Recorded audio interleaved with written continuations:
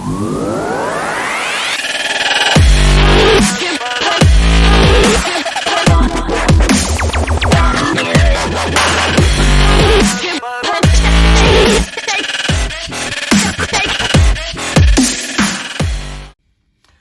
to another video. Today we're going to be working on something that, to be fair, I've not done in a fair few years.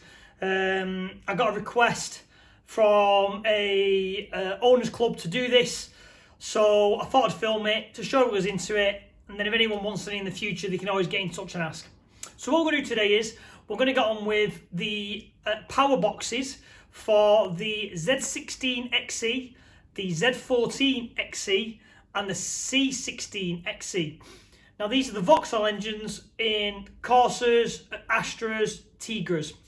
Now this is like a conversion for the inlet manifold. Now the reason why people do this is, the story goes, don't know how true this is, but this is what they say. The 1.6 engine was the original base engine for the platform, and it was originally developed by Lotus. And when it came to finishing the development, it came out with around 150 horsepower.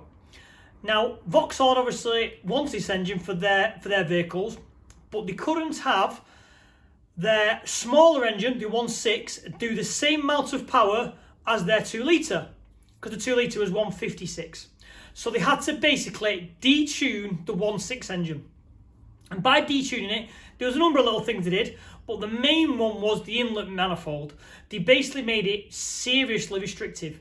Off the top of my head, I think from the end of the airbox to the actual back of the valve, from what I can remember, it's around 7 feet, because it goes up for the airbox, down the back of the engine, all the way up, and it's a really long track and it really restricts it. So I used to make, and again, that's what we're doing today, I used to make these like power boxes that used to replace all that junk, throw it all in the bin, and it would give the engine around 15 to 20 horsepower just by bolting one of these on. So it was a massive gain for not a lot of money, for not a lot of time and effort. It was a big gain and a big performance side. And again, if you went uprated exhaust manifold, port and polish, you know, these engines were very quite easily to find the 150 horsepower back into them if you revved them a little bit higher as well. So I'll flip the camera around, I'll show you what the base material looks like that I've had done, and then we'll get on, we're starting fabbing it together, because I think I've got 6 or 7 of these to make. So yeah, let me flip this around and I'll show you what we're dealing with. So this is kind of what the base material is of what I get cut. It's, I think it's 3-4mm stainless steel. I have it all laser cut and all CNC folded, so it all fits perfectly. Obviously it all goes together. As you can see, I think you see here, I have everything etched. So basically, when I've got to weld on the throttle cable bracket, you know exactly where it's got to be for everything.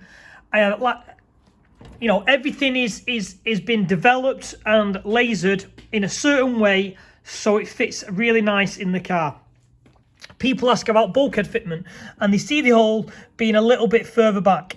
Now, when I give the bolts to the customers, I give a washer to help seal this. And the reason why I don't bring it a bit more forward is, on early designs and other models, you had to damage the bulkhead. You basically had to bang it out to make it to fit. With this one, you didn't really need to. It was very close, I agree, but it was just enough to pull it away. It would still seal, and everything was good. So let me get this tacked together with the rest of them, and then I'll start going through the full welding sequence. I'll show you at the end what it looks like, and we can discuss a little bit further.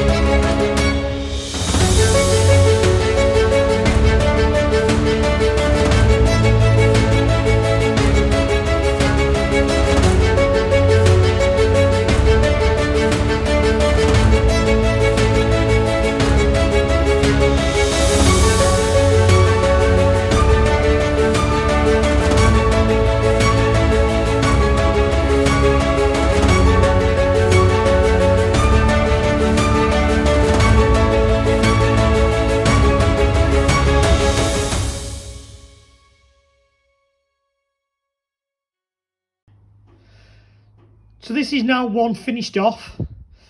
Obviously this is the obviously completed power box. This is for when you take the throttle body off the side of the inlet manifold. This is the blanking plate for it. You know, all nicely welded. Everyone likes colourful welds, all colourful. 2 vac takeoffs, brake servo, adapter screws on there and goes onto that end.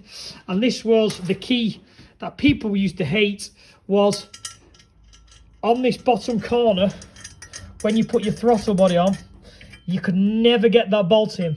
So I supply a stud so people can just screw that in first, because it's got a little Allen key on the end. There, screw it in first and then put the nut on so it all secures. So that's basically the inlet manifold all nice and complete now. So get this wrapped up, ready to go to the customer, because these are for a group buy. I've got another load to finish off. So yeah, so that's me busy for the next couple of hours. So this is me finishing off. What's interesting about these, you know, why I wanted to show a little bit more is, I started to build these easily 10 years ago. And I still can't believe that I'm still making them today. And I've sold, you know, 85% of this batch in a group buy. I would never have thought in 10 years these engines were still popular, people were still tuning them, and people were still messing with them.